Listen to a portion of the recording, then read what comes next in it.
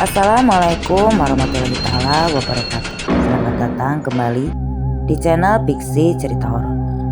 Untuk di video kali ini, saya akan membawakan sebuah kisah nyata yang pernah terjadi di negara kita ini. Mungkin kita telah lupa atau mungkin tidak tahu.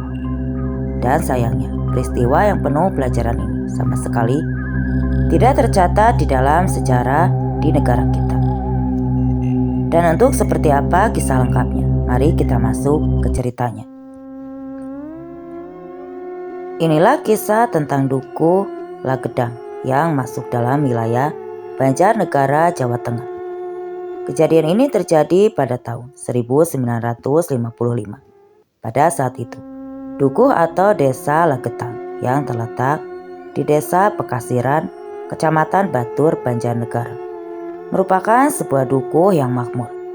Berbagai kesuksesan di bidang pertanian menghiasi kehidupan di desa itu. Penduduknya cukup makmur dan kebanyakan seorang petani yang sukses. Mereka bertani sayur, kentang, wortel, kubis, dan yang lainnya. Berbagai kesuksesan duniawi yang berhubungan dengan pertanian menghiasi Desa Lagetang. Misalnya, apabila di daerah lain tidak panen, tetapi mereka akan tetap panen berlimpah. Kualitas buah dan sayur yang dihasilkan juga lebih baik dari yang lain. Namun bukannya bersyukur dengan segala kenikmatan, mereka malah melakukan banyak kemaksiatan. Masyarakat Desa Lagetang terkenal ahli maksiat. Perjudian di dukuh ini merajalela, begitu pula minum-minuman keras. Tiap malam mereka mengadakan pentas lengger, sebuah kesenian tradisional yang dibawakan oleh para petani perempuan yang sering berujung pada perzinahan. Ada juga anak yang malah melakukan kemaksiatan bersama ibunya. Beragam kemaksiatan lain sudah sedemikian rupa parah di desa ini. Walaupun dusun yang lain juga hampir sama, tapi Desa Lagetang sudah terlalu parah. Terutama maksiat masalah seks bebas. Ungkap salah satu warga saat ini yang masih hidup pada satu malam 17 April 1955. Turunlah hujan yang amat lebat di desa itu. Tapi masyarakat Desa Lagetang masih saja tenggelam dalam kemaksiatan. Barulah pada tengah malam hujan pun reda.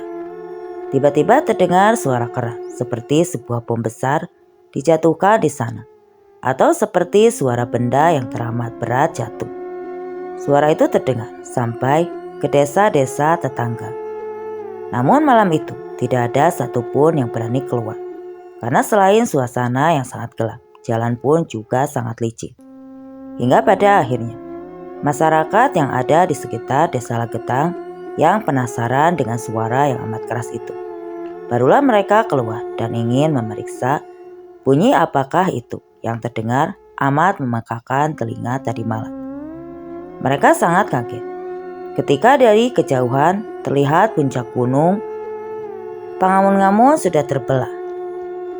Sontak mereka lebih kaget lagi, bukan kepala, ketika melihat Desa Lagetang sudah tertimbun tanah. Dari irisan puncak gunung tersebut, bukan saja tertimbun, tapi sudah merubah menjadi sebuah bukit dengan mengubur seluruh desa beserta warganya. Desa Lagetang yang tadinya berupa lembah, kini sudah menjadi sebuah gundukan tanah baru menyerupai bukit. Seluruh penduduknya mati. Gegerlah kawasan Dieng waktu itu. Semua orang tercengang dan suasana mencekam melihat seluruh kawasan dusun terkubur longsoran tanah. Tak ada sedikit pun bagian rumah yang kelihatan. Tanda-tanda kehidupan penghuninya juga tidak ada. Menyadari peristiwa itu, sontak masyarakat Desa Lagetang terkejut. Kemudian banyak yang berteriak, "Lagetang guntur," yang berarti Lagetang longsor. Situasi saat itu menjadi ramai dan membuat masyarakat berbondong-bondong untuk melihat lokasi kejadian. Dari 351 korban jiwa, terdapat 19 orang yang berasal dari luar desa itu.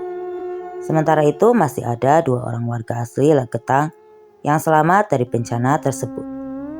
Masyarakat sekitar terheran-heran seandainya Gunung Pangamun-Amun sekedar longsor. maka longsoran itu pasti hanya akan menimpa lokasi di bawahnya. Akan tetapi kejadian ini jelas bukan longsor gunung antara desa Lagetang dan Gunung Pangamun-Amun. Terdapat sungai jurang yang sampai sekarang masih ada.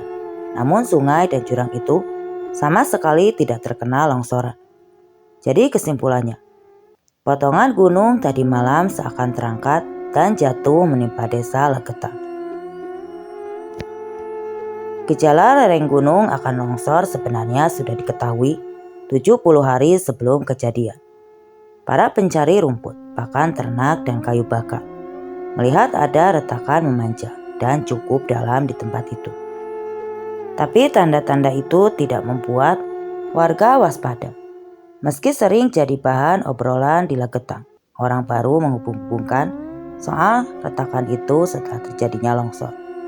Siapa yang mampu mengangkat separuh gunung itu kalau bukan Allah yang Maha Kuasa? Sungguh kisah tenggelamnya Dukuh Lagetang ini menjadi peringatan bagi kita semua bahwa azab Allah Subhanahu wa Ta'ala yang seketika itu tak hanya terjadi di masa lampau, di masa para nabi, tetapi azab itu pun juga bisa menimpa kita di zaman ini. Bahwa sangat mudah bagi Allah yang Maha Kuasa untuk mengazab manusia jalim dan durjana di dalam hidupnya. Dalam hitungan detik, andaikan kita di muka bumi ini tidak ada lagi hamba-hambanya yang bermunajat di tengah malam, mengiba ampunannya, mungkin dunia ini sudah kiamat untuk memperingati kejadian itu. Pemerintah sempat mendirikan sebuah tugu yang hari ini masih bisa dilihat siapapun.